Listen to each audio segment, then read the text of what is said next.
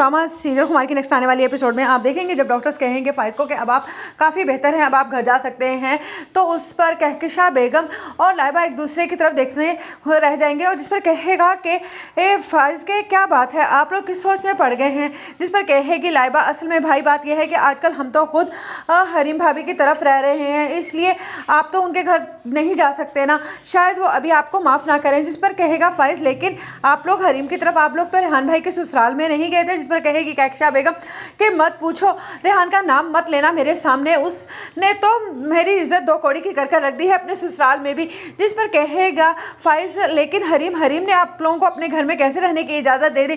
जिस पर लाइबा जब सारी हकीकत बताएगी तो उस पर कहेगा फाइज ये क्या कह रही हो तुम, और तुम्हें क्या ज़रूरत थी इस तरह से घर से बाहर निकलने की। जिस पर कहेगी लाइबा मेरे पास और कोई हल भी नहीं था। उधर और नासिर तैयार बैठा है कहकशां बेगम से लंबी रकम लेने के लिए, लेकिन जब उसे ये पता चलेगा कि कहकशां बेगम के तो अपने हाथ में अब कुछ भी नहीं रहा तो वो बहुत ज़्यादा परेशान होगा। उस पर कहेगी नासिर की बीवी कि किस चीज़ की परेशानी है तुम्हें, लगता है तुम्हारे पास रकम ख़त्म हो गई है, जब घर में बैठे रहोगे तो तुम कहाँ से इतना पैसा लाओगे कि अपना इलाज करवा सको। जिस पर नासिर कहेगा एक तो मैं तुम्हारे इस बात के ताने से तंग आ गया हूँ, एक तो मुझे समझ नहीं आ रही कि मैं इतना महंगा इलाज करवाऊँगा कैसे।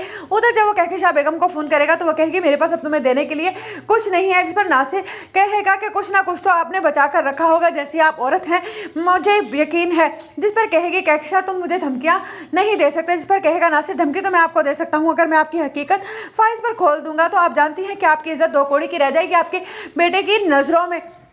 जिस पर कहकशां कहेगी कि अच्छा मैं कुछ करती हूँ, लेकिन तुम अभी भी मेरा राज मेरे बेटे को नहीं बताओगे। उधर फाइज ये बात सुनकर हैरानी ही में रह जाएगा कि आखिरकार हरीम ने इन लोगों को अपने घर में रहने की इजाज़त कैसे दे दी। हम लोगों ने तो उस पर इतने बड़े बड़े इल्ज़ाम लगाए थे, फिर ऐसा कैसे हो गया कि